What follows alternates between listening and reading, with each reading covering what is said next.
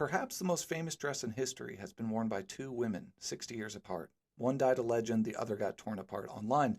But the real story is what that dress says about us and our uneasy relationship with time. So let's talk about it.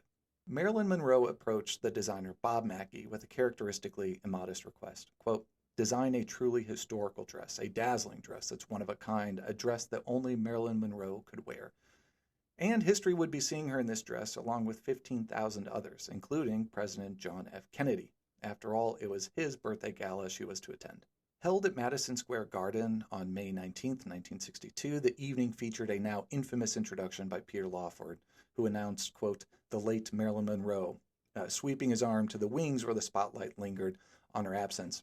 It was a playful jab at her legendary lateness, but it reads today as Nostradamus levels of eerie. But a few beats later, she rushes on the stage to big laughs. Then a seismic shift occurs as she leans into the microphone and breathes happy birthday in a way that feels less like a song and more like a whispered secret aimed directly at the president. Insofar as tension can be cut with a knife, that night you would have needed a butcher's knife. As is well documented and endlessly mythologized, JFK and Monroe were more than acquaintances. However, some accounts suggest that by the time of the gala, JFK had already begun pulling away from Monroe following a fling of theirs in Palm Springs. This cast her performance that night in one of three lights. One, a frisky middle finger at the leader of the free world. Two, a heartbreaking attempt to reignite the affair. Or three, more likely, a playful wink at the rumor of their affair. Adding to any of these theories is the fact that despite being invited to perform for the gala, Marilyn still purchased 5 $1,000 tickets to ensure her invitation to the private supper afterwards, which is an expensive bid for proximity. But then there's a photo taken at the after party of Monroe, JFK, and Bobby Kennedy.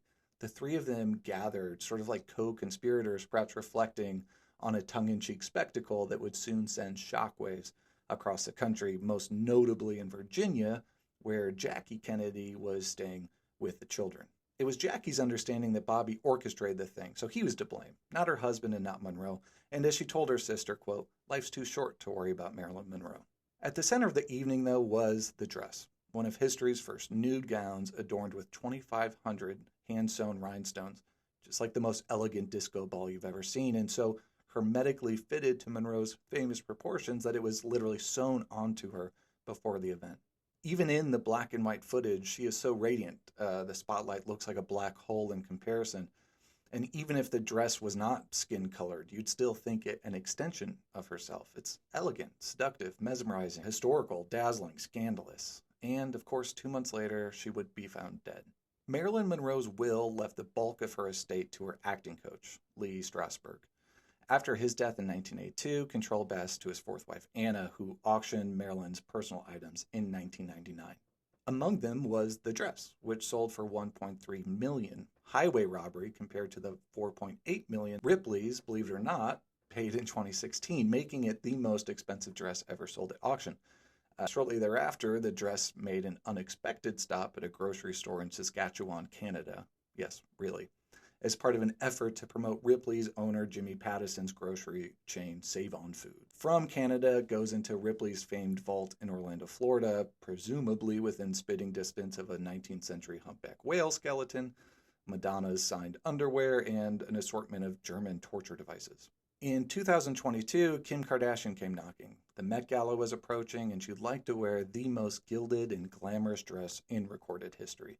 According to various confessionals in the Kardashians, Ripley's initially refused, but Kardashian persisted and permission was granted, albeit with conditions. The dress could not be altered, so Kardashian quickly lost 16 pounds to fit into its comparatively snug proportions.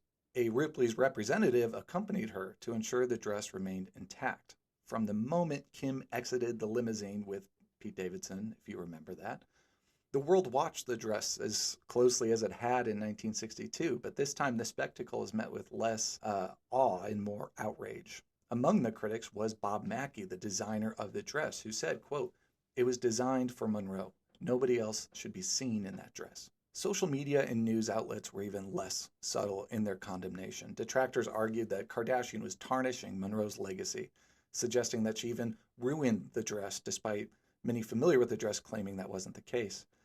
Meanwhile, Defenders of Kim Kardashian pointed to the similarities between her and Marilyn Monroe.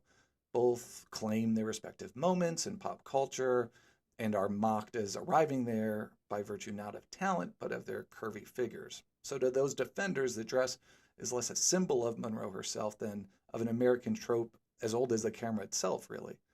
Namely, the female celebrity beloved for being exactly what we want her to be, and then derided when we begin to realize that. But that outrage, that's what made me write my novel, Her New Eyes. It follows a 68-year-old florist in Indiana who slowly becomes possessed by Marilyn Monroe. First, her image, then her entire being. It's about what happens when an icon returns, not as a relic, but as a woman navigating the 21st century's cultural obsession with the past. What drew me into this idea was how we treat Monroe's legacy as sacred, untouchable. Like to reinterpret her is to desecrate her in some way. But maybe reinvention is how she survives. And in fact, it's how she always survived. From Norma Jean Baker to Marilyn Monroe, she was someone who embraced history not as something written in stone, but something ongoing. Which would suggest then that maybe we cling to cultural artifacts because we're scared of our own impermanence. We imbue the past with a sort of sacred aura, so that by clinging to these sacred objects of a sacred past, we in some way are halting our own sort of cultural erosion. In other words, maybe we freeze Marilyn in time so we don't have to face what's changed or how much we've changed. Her New Eyes asks what happens when the icon returns, not just to haunt us, but to reclaim herself and make us bear witness. The novel's out May 20th and available for pre-order now, and I hope it prompts you to ask the question, if Marilyn Monroe did come back, would we really let her live?